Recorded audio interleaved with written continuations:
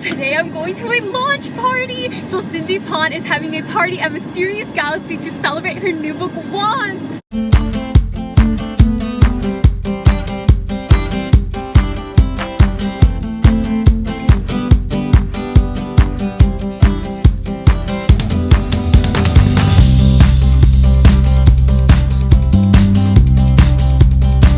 It's the one young adult cover that features an Asian boy on the front on the shelves that you'll probably see this year.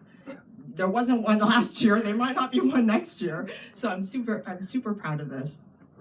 And so it stars my hero and you know him at first by just Joe. Shuffled and rearranged their merchandise, jewelry, purses, and shoes, and the maze, which means without.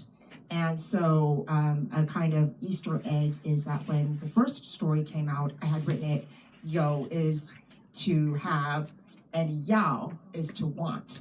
And so I had titled it Want, because they're always wanting. But my editor that acquired this book, they're like, dude, I can do the yo and the yao, I can understand it. But he was just afraid that the average reader would get really confused because the spelling was so close.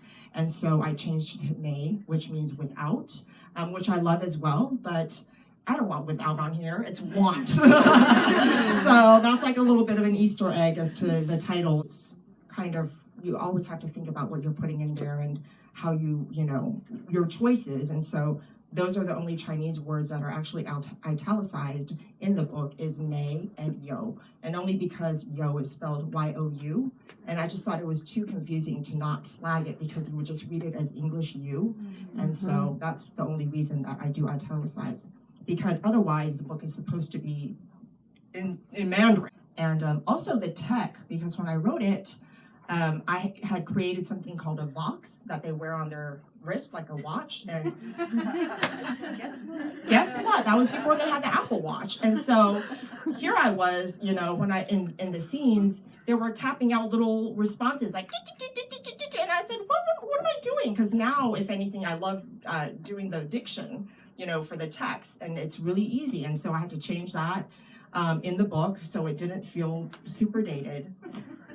And then also the smart homes, which I still don't know nothing about, which scares me. I don't know what you guys are doing in your homes, but my hero has you know, an expensive, really fancy apartment in one of the best buildings in Taipei, and he just speaks all of his commands in his, you know, the coffee maker will make coffee for him and things like that, you know, and the door can be unlocked and that kind of stuff. And I don't know if it's I don't know if we're that far ahead, but you know, you guys are like, people are telling me, they're like, oh, I just ordered stuff from Amazon for my bed, and thank goodness for whatever that home thing that they're using. I'm like, what is this? Like, it's just kind of crazy that I'm going like this the whole time with the book.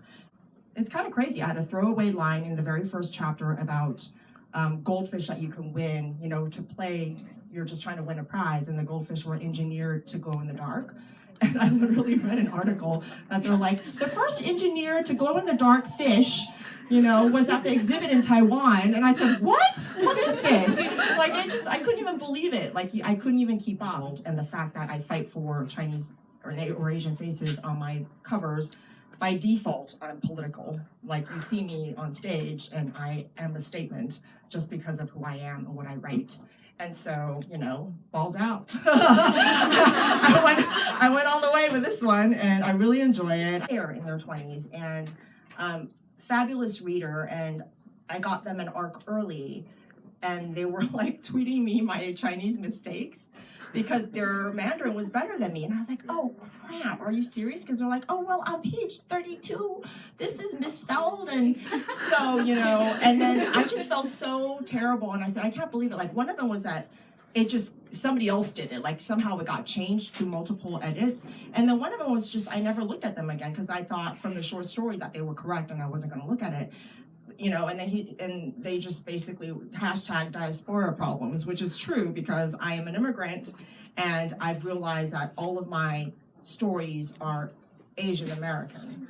So, you know, for the majority of people, too Eastern for, you know, Western folks, and too Western for the East, because, you know, when I'm trying to sell international rights, China's like, what the hell is this? Like, we have our own fantasy stories, you know, and then, you know, Europe is like, no Asian stuff. And so, literally, and so, you know, my narrative is very much Asian American, and that's just my background. That's my narrative. That's my voice. I don't think I could change it or hide it.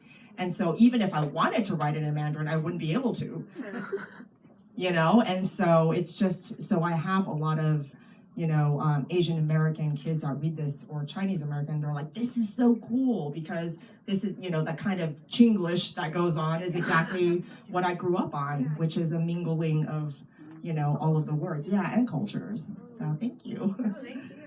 Covers, and we don't even realize sometimes until we're like adults and we go, oh my goodness, I've been reading blonde people all this time and I didn't know, because it's normalized, it's on TV, it's in the movies. So for this, my original editor who left, I got orphaned right after he gave me this amazing cover, Michael Struther. He's actually Black, a young man, and we tweet at each other, and so I do hashtag cute Asian boys. That's what I do, that's my hashtag. I don't know who else uses it, but I use it. And so I think I tweeted at him that. I was like, something about cute Asian boys, because we were talking about the revision. And then he said, offhand, he said, oh, we maybe need a hashtag cute Asian boy on your cover. And I was like, what? Because this is before anything, you know, like it was the very beginnings. And I think I tweeted back, I was like, everything on Twitter is binding. So you better do it. I'm like screen capturing, you know, like, but it was such a throwaway thing. And then I just never heard from him again about it. And he showed it to me, and the original actually had him with blonde hair, because he's blonde for all of 30 pages in the book in the beginning, and his eyes closed. And so it was already stunning, as it was very arresting. But I was freaking out because I was like, oh no, he's blonde.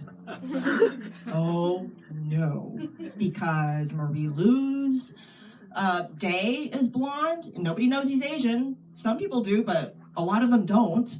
And Jem from Cassandra Clare's book is Asian, and he's silver-haired or something, and people don't, like, they will make the character white without even realizing. And I said, you know what, I love this if you don't even do any changes, because he said, do you have any edits? And I said, could you make his eyes be open and give him black hair? And honestly, the cover was really arresting with his blonde hair, but I just, you know, I said, I want it to be no mistake that it's an Asian boy, and I don't think you can. I mean, yeah, he's an Asian boy, and I love the cover so much. And the artist is Jason Chan, who is amazing. He does a lot of video gaming art. So I asked for my audiobook publisher, who's, they always say, I just say Random Penguin. They say the other thing wrong, but whatever, you're Random Penguin. They're my publisher for audiobooks, and I requested, I said, do you think you can get an Asian American narrator that can speak Mandarin, because there's some Mandarin in it? And they said, you know, we usually don't take requests, but I think that's an excellent idea. And they actually did auditions with, you know, Chinese American voice actors. And my audiobook is done by cute Asian boy hashtag. literally own voices. And so it was very amazing. Like just little things that, you know, feel like such a big thing. So I loved writing the squad, as the kids say. I love all of the characters, all Asian, also Pacific Islander, and you know, I joke that I write all Asian all the time, but I love those characters, and it seems like the readers do like them as well, so that makes me really happy. So that was what I really enjoyed writing, and getting his voice, and also the text stuff, because I never had to research that, and I had to get help from a lot of people. Well, I should be working on something now next, but I've been too busy. I actually sold Want sequel when I was in Shanghai researching for the sequel, so the sequel will be set in Shanghai, and that was super duper exciting. It just felt right, and I was already thinking about it before it even sold. My editor was asking for it, but so that's what I should be working on after ALA, which is like a big librarian association thing. That's next weekend. I'm hoping to start writing on it, but I don't like writing on contract. That's what you're supposed to do if you're smart. Okay, I'm gonna draw two more. Really? So this is for people who have bought the books and have a raffle ticket. Like, there's a lot of reality television out there. There's a lot of LuLaRoe to buy. I mean, I have crap ton of distraction. And so for me to sit down and write a novel, it's a lot. And so I have to really love it. I would love to write a straight historical, kind of inspired by my maternal grandparents, before, like I think it'd be right in the 1940s after World War II, before things started to get really hairy in China, and they were the ones that escaped to Taiwan. And so I would love to kind of do a historical fiction kind of inspired by them, but that's hard, man. I honestly don't think I have the chops right now. Like, I think, maybe in my 50s, when I'm a little bit more mature. I think, if I got to choose, if I can make as much money writing short stories and be guaranteed that they sell, then I'd probably write a lot more short stories. So we just got out of the launch party and it was so much fun. I love seeing Cindy. I've seen her 3 times, my 3rd time. I saw her at the Festival of Books last year, and I saw her the last time it was in Mysterious Galaxy. She's always such a joy to listen to. I love her. Yeah, I have not read any of her books and I really need to change that. Oh my god, I can't believe that they actually got a person who speaks Mandarin to voice the audiobooks. That's so incredible. I cannot wait to get my hands on the audiobook. Cindy brought a bunch of sweets and treats that you probably saw before because I filmed them and they were so good. There was a bunch of chocolate stuff and they were amazing. And I met up with some friends and we got to chat and stuff. I just had such a great time.